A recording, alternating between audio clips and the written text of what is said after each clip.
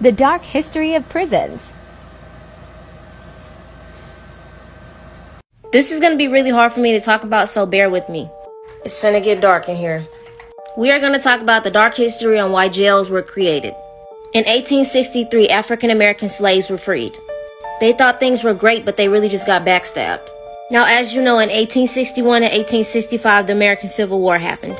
During the Civil War, roughly 179,000 black men fought in the Civil War.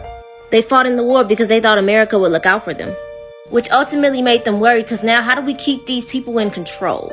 The government needed a way to create peace, to keep the white people happy, but also take care of the African American citizens that just got freed. Before the 1890s, where they started the Prison Act, jails and prisons tend to look like houses. Some like this. After the American Civil War, the number of U.S. penitentiaries in the South and West spiked. So, who y'all finna put in there? After this, a lot of African Americans were locked up. Their inmates population surpassed 30,000. By 1880s, African Americans became the major inmates. They were backstabbed. You're telling me that they helped fight the war and then they were falsely imprisoned to do more labor?